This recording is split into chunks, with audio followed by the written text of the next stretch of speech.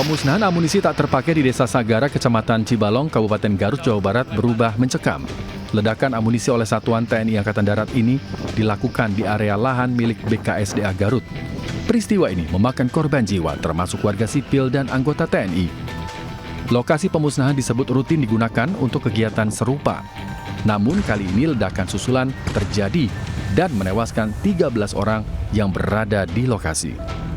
Diduga warga nekat mendekat ke area setelah ledakan awal untuk memungut sisa logam yang memiliki nilai jual. Sayangnya tak disadari terjadi ledakan susulan. Inilah yang kemudian menyebabkan adanya korban jiwa. Dari 13 orang meninggal, 9 merupakan warga sipil dan 4 orang lainnya anggota TNI Angkatan Darat. Dari Garut, Jawa Barat, Tim Liputan melaporkan.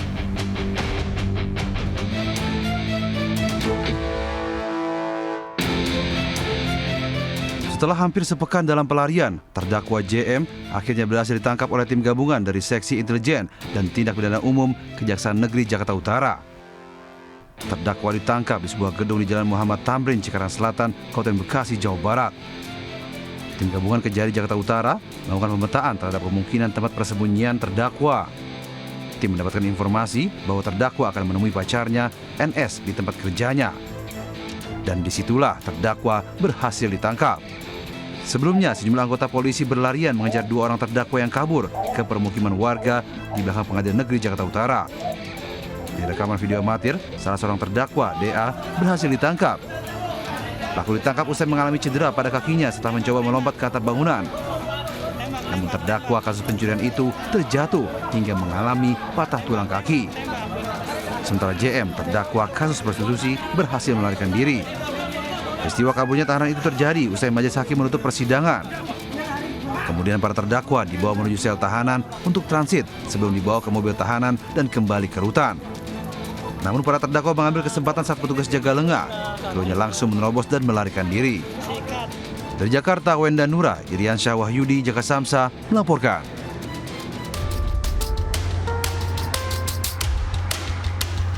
Dua kelompok remaja yang belum diketahui asalnya ini terlibat aksi tawuran di ruas Jalan DI Panjaitan, Jatinegara, Jakarta Timur.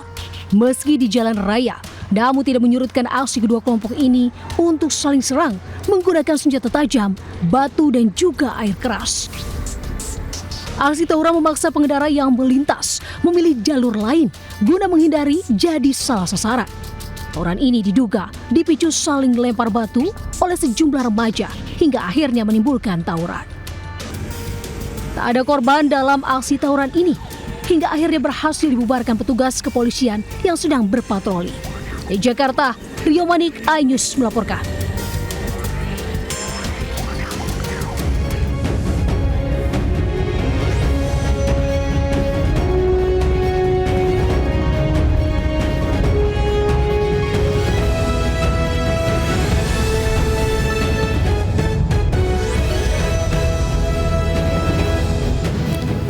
Assalamualaikum warahmatullahi wabarakatuh. Selamat pagi pemirsa. Halo Lina, selamat pagi. Halo Kevin, selamat pagi dan selamat pagi juga pemirsa. Gimana di pagi hari ini Kevin? Semangat dong pastinya. Aku harus semangat untuk mengawali hari ini karena masih awal pekan sebenarnya. Iya betul sekali Kevin. Dan pemirsa, selain 3 berita tadi, kami juga hadir dengan beragam informasi menarik lainnya. Bersama saya, Kevin Pakan. Dan saya Aulina Iyasya, inilah Lintas iNews Pagi selengkapnya.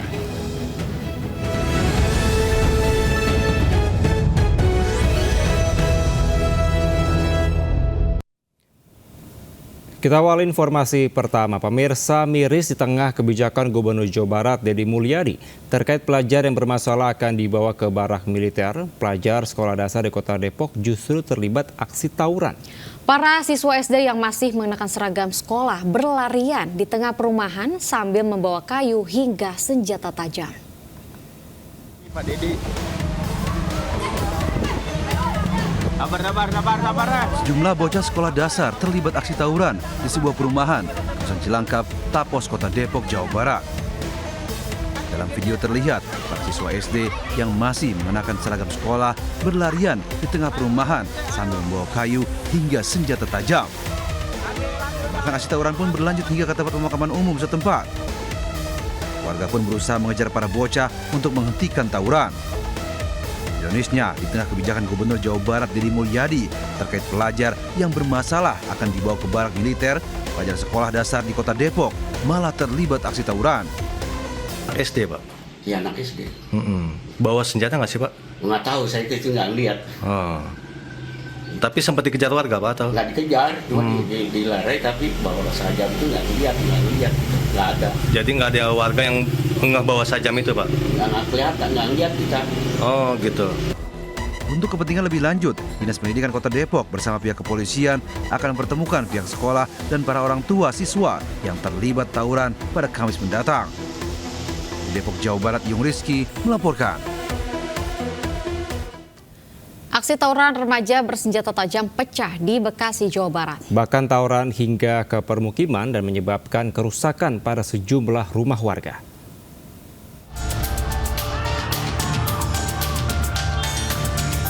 Dua kelompok remaja terlibat tawuran menggunakan senjata tajam ukuran besar di Jalan Raya Sultan Agung Medan Satria, Kota Bekasi. Satu kelompok yang terdesak langsung berlarian hingga ke permukiman. Akibat kejadian ini, dua orang remaja yang terlibat tawuran menderita luka sabetan senjata tajam dan dilarikan ke rumah sakit. Tidak hanya itu, para pelaku juga merusak rumah warga. Diduga para pelaku sudah berjanjian di media sosial untuk menentukan lokasi tawuran. Sementara khawatir menjadi korban salah sasaran, warga dan pengendara memilih menghindar. Udah maling gitu kan, maling atau begal apa gimana. Nah terus saya keluar melihat ke depan, ternyata ya udah ada yang bawa barang, pas sebagainya, ternyata itu tawuran. Warga berharap polisi rutin melakukan patroli di jam-jam rawan aksi tawuran hingga menindak tegas para pelaku. Dari Bekasi, Jawa Barat, Rahmat Hidayat, iNews melaporkan. Pemirsa, tidak diizinkan masuk kabin, dua pengamen nekat lakukan aksi perusakan bus di Kabupaten Tangerang, Banten. Satu pelaku ditangkap dan satu lagi masih buron.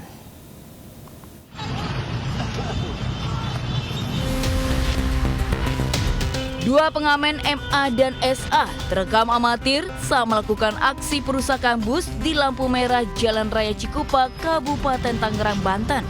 Aksi perusakan dipicu, keduanya tidak diizinkan masuk bus karena kondisi bus sudah penuh oleh penumpang. Kedua pelaku lalu mengejar bus menggunakan motor hingga terjadi aksi perusakan. Informasi yang kita dapatkan, adanya pengamen yang ingin menaiki kendaraan bus Prima Jasa yang berdasarkan informasi bus tersebut kondisinya penuh dengan penumpang sehingga dilarang untuk naik. Namun si pengamen tersebut tidak terima dan melakukan pengerusakan. Tidak butuh waktu lama, satu pelaku MA 18 tahun ditangkap di persembunyiannya di kawasan Balaraja. Pelaku digelandang Kapolres Tangerang dan dijerat pasal 170 KUHP tentang kekerasan bersama. Sementara satu pelaku lainnya SA masih buron. Dari Kabupaten Tangerang, Banten, Aimarani, iNews melaporkan. Kerap meresahkan pemilik mobil karena meminta uang parkir tak wajar. Sejumlah preman dibekuk polisi di kawasan Tamrin City, Tanah Abang, Jakarta Pusat. Sejumlah pelaku pun panik saat dibekuk.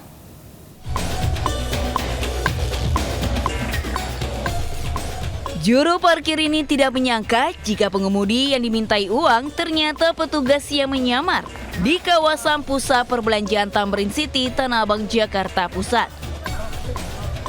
Sempat terjadi ketegangan setelah pengemudi memberikan uang sebesar Rp5.000, malah diminta oleh jukir sebesar Rp30.000. Tidak ingin buruannya lepas, petugas langsung mengamankan pelaku hingga ia meronta-ronta. Razia ini digelar usai maraknya aksi premanisme berkedok juru parkir liar yang kerap meminta uang secara paksa dalam jumlah yang tidak wajar.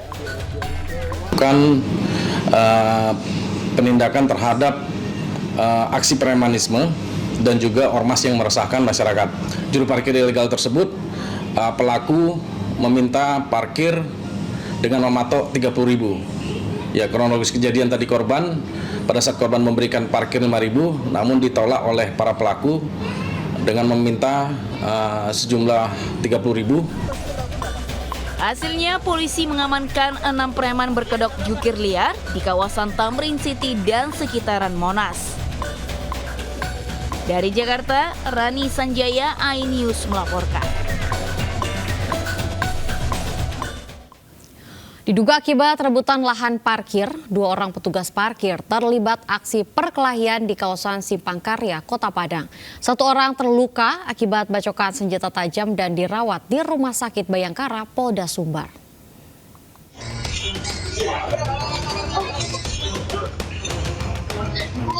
Inilah rekaman CCTV saat 2 pria yang merupakan petugas parkir terlibat duel di sebuah toko elektronik kawasan Simpang Karya, Kecamatan Padang Selatan, Kota Padang. Satu di antaranya memegang sebilah pisau dan melakukan pembacokan dan menganiaya lawannya. Warga yang berada di sekitar lokasi pun tidak berani melerai perkelahian tersebut. Adi 43 tahun mengalami luka di bagian wajah dan kepala akibat sabetan senjata tajam dan dirawat di Rumah Sakit Bayangkara, Polda Sumbar. Sementara itu DN, 41 tahun, pelaku pembacokan, berhasil diamankan tim Klewang Satreskrim Polresta Padang di daerah Andalas, Kecamatan Padang Timur, Kota Padang. Pelaku diamankan bersama barang bukti senjata tajam jenis pisau.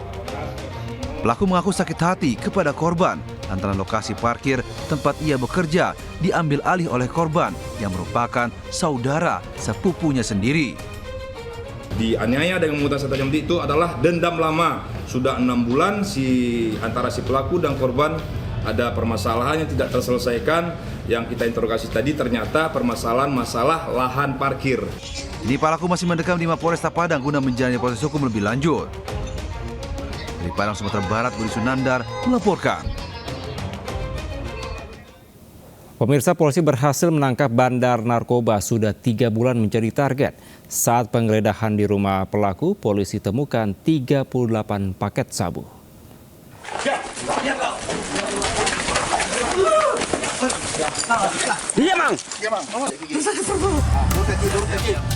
Aparat Satres Narkoba Polres Damastraya, Sumatera Barat mengejar bandar narkoba yang terkenal licin di daerah Jorongkoto, Tuo.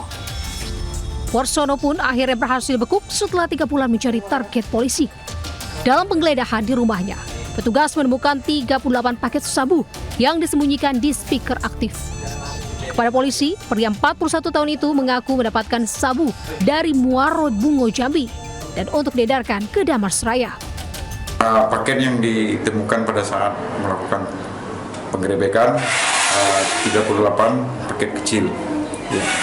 Diduga barang haram tersebut dibeli atau didapatkan dari seseorang dari Kabupaten Bungo.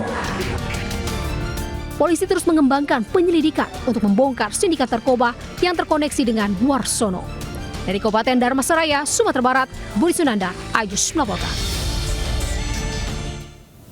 Pemirsa, 13 orang meninggal dunia akibat ledakan pemusnahan amunisi tak terpakai di Garut, Jawa Barat. Korban tewas merupakan 9 warga sipil dan 4 anggota TNI Angkatan Darat.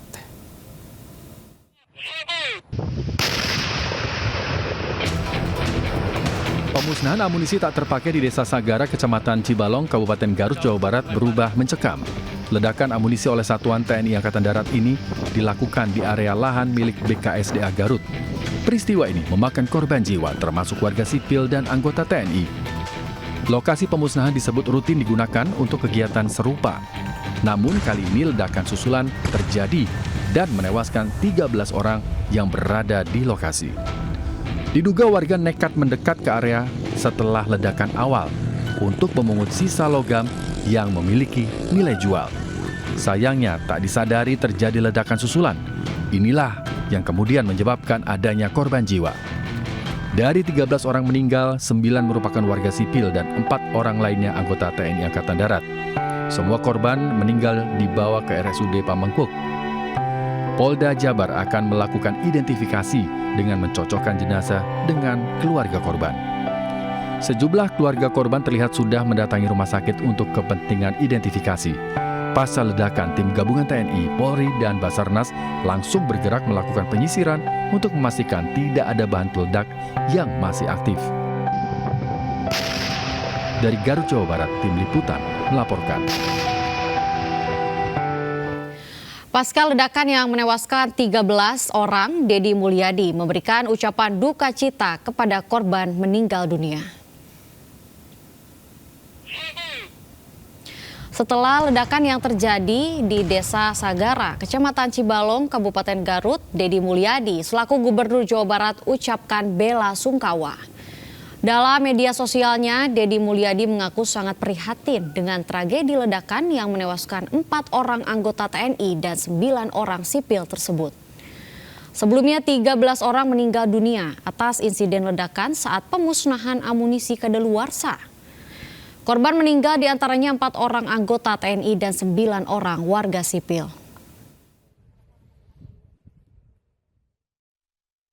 Kami, pemerintah Provinsi Jawa Barat, menyampaikan duka yang mendalam atas meninggalnya 4 anggota TNI dan 9 warga sipil dalam musibah kecelakaan pemusnahan amunisi tak terpakai. Semoga almarhum diterima seluruh keimanannya, mendapat ampunan seluruh dosa yang telah dilakukannya, dan mendapat tempat yang mulia di sisi Allah Subhanahu wa Ta'ala.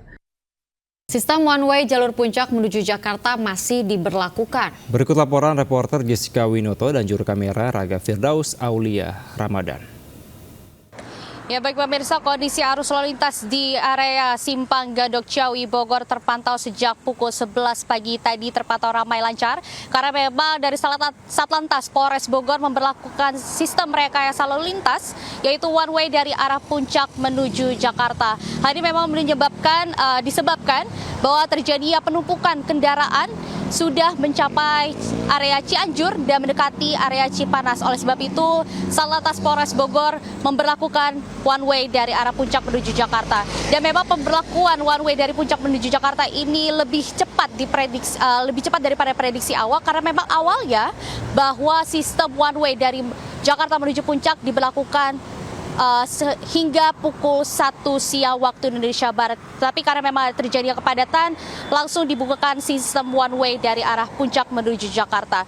Dan tentunya dari data yang kami dapatkan bahwa sejak pagi tadi yang terakhir di pukul 11 sudah totalnya dari arah Jakarta menuju puncak maupun arah sebaliknya sudah ada 30 ribu lebih kendaraan yang telah memasuki area puncak Bogor dan sebaliknya. Dan memang dari data yang kami dapatkan ini menandakan bahwa masa arus balik di hari libur Hari Raya Waisak ini sudah dimulai pada hari ini.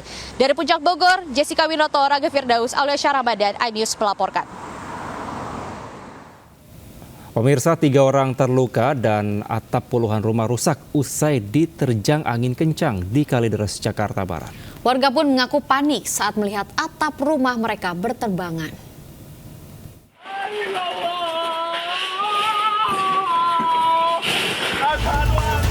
Angin puting beliung menerjang permukiman padat di kawasan Kalideres, Jakarta Barat. Terjangan angin kencang memporak-porandakan atap rumah hingga warga histeris dan panik. Akibatnya sejumlah atap rumah warga rusak akibat cuaca buruk. Peristiwa ini terjadi 1 hujan deras akan melanda ibu kota Jakarta. 28 rumah warga di kawasan Kampung Walungan Poncol dilaporkan rusak. Tidak hanya itu, 3 orang warga juga dilaporkan terluka akibat terkena puing reruntuhan rumah. Dari Jakarta, Miftahul Gani, iNews melaporkan. Libur panjang Waisak menjadi momen tepat berkumpul dengan keluarga untuk berwisata. Kawasan Ancol masih menjadi pilihan berwisata air sambil menikmati suasana pantai masih menjadi primadona pengunjung.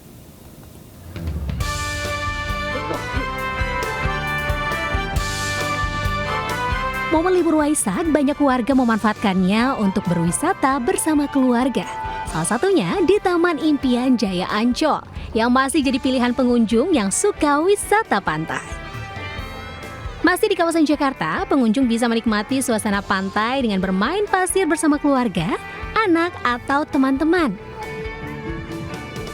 Tak sedikit pengunjung yang menggelar tikar untuk bersantai, ngobrol, bersenda gurau bersama keluarga, atau keliling bermain sepeda listrik. Tiket masuk kawasan wisata Ancol yang masih terjangkau, yakni dengan harga Rp35.000 per pengunjung. Berwisata ke sini bisa dinikmati oleh semua kalangan. Tak hanya dari Jakarta, pengunjung juga berasal dari daerah lainnya. Di Jakarta, Sahreza Zanski, Muhammad Khairuddin, Ade Supriyatna, Ayus melaporkan. Puluhan ribu pengunjung memadati Taman Marga Satwa Ragunan, Jakarta Selatan. Di momen libur panjang perayaan Waisak kali ini, pengunjung meningkat signifikan hingga 3 kali lipat dibanding hari biasa.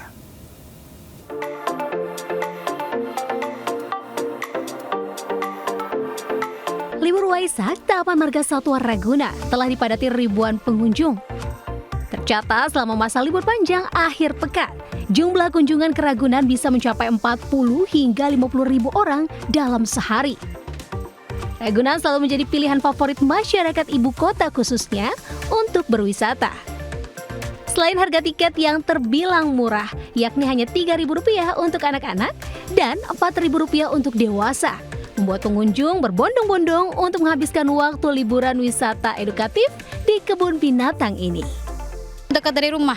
Kalau buat anak-anak edukasinya bagus kan Kak, gitu, murah juga. Jadi udah paling terjangkau deh gitu, nggak usah jauh-jauh kalau bawa anak gitu. Penuh, di sana juga penuh. Sekarang kan lagi liburan panjang. Sebetahnya aja anak-anak ya, kita kan ini rombongan.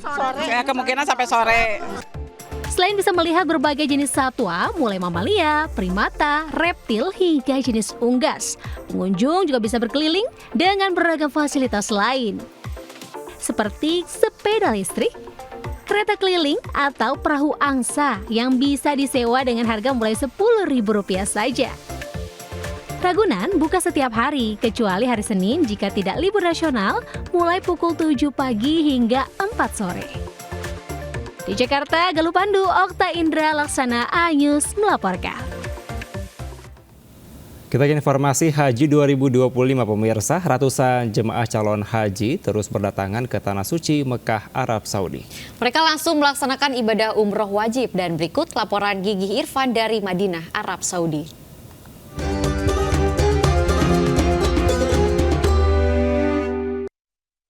Ribuan jemaah calon haji dari Madinah telah tiba di Mekah. Mereka selanjutnya bergerak menuju Masjidil Haram untuk melaksanakan rangkaian umroh wajib seperti tawaf, sa'i, dan tahallul.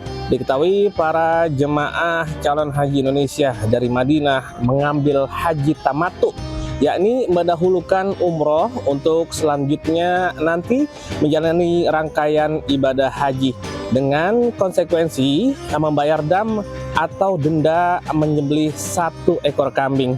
Setelah tahapan umroh selesai, para jemaah calon haji kemudian bisa melepas pakaian ihram dan kembali beraktivitas sambil menunggu di puncak ibadah haji di Arafah, Muzdalifah, dan Minah. Panitia penyelenggara ibadah haji atau PPIH Arab Saudi telah menyiapkan 205 hotel untuk 203.320 jemaah calon haji reguler Indonesia di Mekah.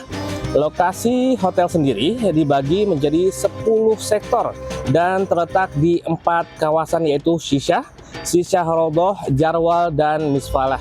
Penempatan hotel untuk jemaah haji ini berdasarkan sebaran embarkasi. Diketahui jemaah akan tinggal di Mekah selama kurang lebih 32 hari. Sementara untuk lokasi hotel jemaah Indonesia sendiri selama di Mekah berjarak maksimal 4 hingga 5 km. Sementara itu gelombang pergerakan jemaah calon haji dari Madinah masih terus berjalan sesuai jadwal. Sedikit catatan bagi jemaah yang akan melaksanakan sholat sunnah di Masjid Bir Ali untuk menyimpan alas kaki sebaik mungkin. Ini dikarenakan banyaknya jemaah yang kehilangan alas kaki usai melaksanakan sholat sunnah. Selain itu, jemaah juga diimbau untuk selalu mentaati peraturan-peraturan yang ada. Jemaah yang sudah berniat ihram untuk memperhatikan larangan-larangan ihram yang telah diberikan petugas bimbingan ibadah haji, seperti tidak lagi memakai wangi-wangian, menutup kepala bagi laki-laki, mencabut bulu, memakai pakaian dalam bagi pria, atau secara tak sadar membuka aurat bagi perempuan saat berwudu. Dari Madinah, Arab Saudi, Gigi Irfan melaporkan. Sementara pemirsa, Ketua Panitia Penyelenggara Ibadah Haji Arab Saudi Muklis Hanafi mengimbau kepada jemaah yang tiba di Mekah namun belum menerima kopernya agar tidak khawatir. Sementara itu, jemaah yang belum menerima kartu nusuk juga tidak perlu khawatir karena pemerintah Indonesia sudah memiliki komitmen syarikah untuk mendampingi jemaah yang belum menerima kartu nusuk. Diharapkan jemaah haji tidak perlu khawatir untuk mengurus dan mencari koper yang tidak bersamaan saat tiba di hotel di kota Mekah dari kota Madinah ataupun sebaliknya. PPIH Arab Saudi menjamin koper akan sampai di hotel sesuai dengan tempat dan juga lokasi yang ditentukan. Jemaah diharapkan tetap tenang dan fokus saat ibadah di Tanah Suci.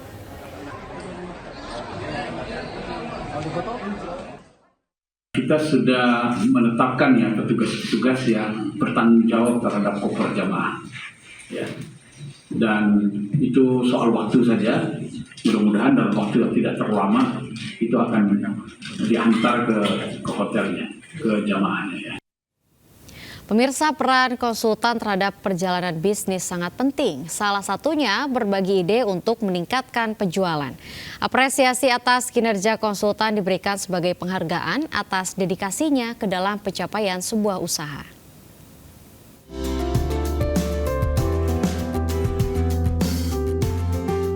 Venture Travel menggelar acara penghargaan tahunan bergengsi. Acara ini digelar 11 Mei 2025 di Hotel Sheraton Grand Jakarta.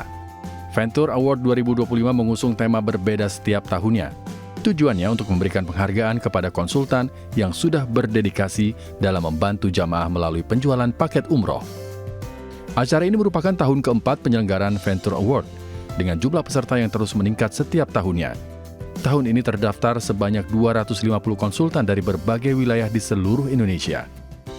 Jadi total untuk penghargaan Venture Award ini untuk para konsultan senilai 1 miliar lebih ya yang kita akan bagikan ke para konsultan.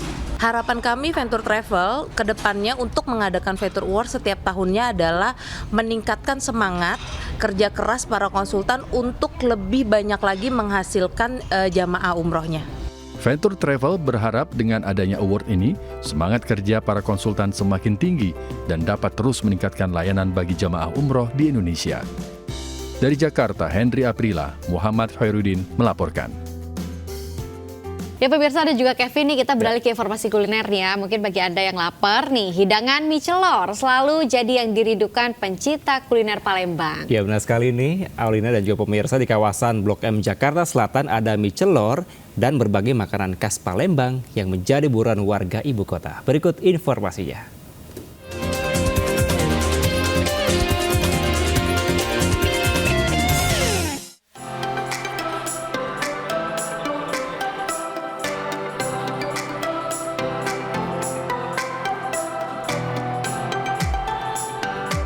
Sekarang kita lagi ada di Blok M, tempatnya Gen Z, tapi ada makanan Palembang namanya mie celor.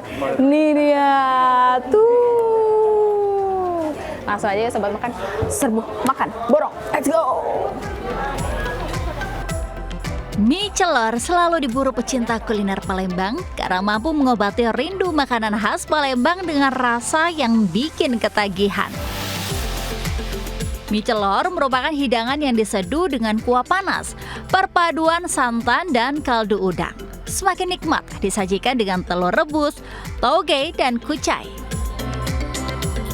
Overall dari rasanya, dari mie-nya itu kenyal, dipadukan dengan kuah yang creamy. Creamy-nya itu ada manisnya, ada gurihnya, ada asinnya. Jadi dia menyatu di kuah yang creamy ini.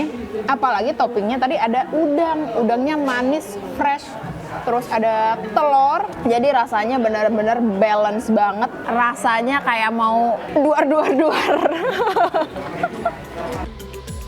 Tak hanya mie celor, kedai yang berada di kawasan Melawai, Blok M, Jakarta Selatan ini menyediakan juga berbagai makanan khas kota Venesia dari timur, seperti tekwan yang lembut dan gurih, serta kue maksuba yang empuk dan manis. Dijamin beragam sajian ini membuat perut kenyang, hati bahagia. Dari makanan yang ada di sini itu semuanya khas Palembang dan itu enak banget. Yang pengen nih jelajah makanan Nusantara, nggak usah jauh-jauh ke daerah asalnya, karena di sini Melawai udah ada makanan Palembang dari mie celor, tekwan dan lain-lain. Dari Jakarta, Jen Cayani bersama juru kamera Oki Mahendra dan Raga Firdaus melaporkan. Let's go makan lagi.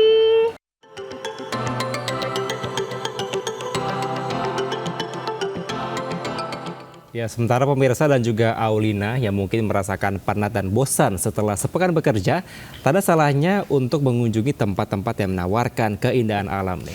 Ya seperti yang di sini ya Kevin, kalau kita bacakan ini di warga Aceh, di Aceh Besar, berwisata sambil memancing ikan segar di Danau Lok Gaca, Kecamatan Lepung. Seperti apa keseruan dan keindahannya danau tersebut? Berikut liputannya untuk Anda.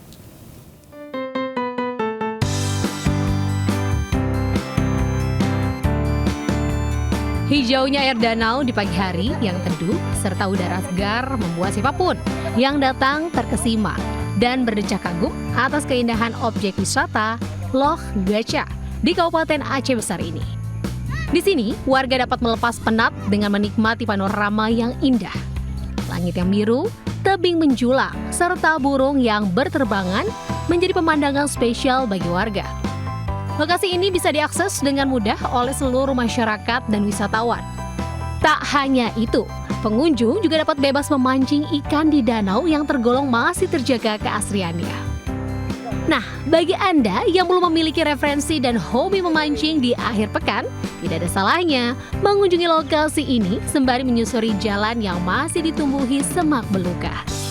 Malam dapat ikan nih ya, pakai nyaring. Hobi memancing? Hobi nggak terlalu hobi juga, cuma daripada nggak tahu kegiatan kemana kan, kita mancing aja. Lokasi Danau Lok Gaca yang indah ini dapat dijangkau wisatawan melalui perjalanan darat dengan waktu tempuh 15 menit dari pusat kota Banda Aceh. Bercengkrama dengan alam ini niscaya membuat Anda segar dan siap memulai aktivitas kembali. Dari Aceh Besar, Aceh, Syukri Syarifuddin, iNews melaporkan. Peristiwa tadi sekaligus menutup lintas iNews pagi hari ini, dan pemirsa, berita-berita tadi juga dapat Anda baca selengkapnya melalui portal okezon.com. Sesaat lagi Anda bisa menyaksikan serangkaian peristiwa lainnya di program Jurnal Lintas iNews Pagi bersama dengan Anita Dewi. Saya Kevin Pakan. Dan saya Aulina Iyasya undur diri. Selamat pagi, selamat beraktivitas. Wassalamualaikum warahmatullahi wabarakatuh.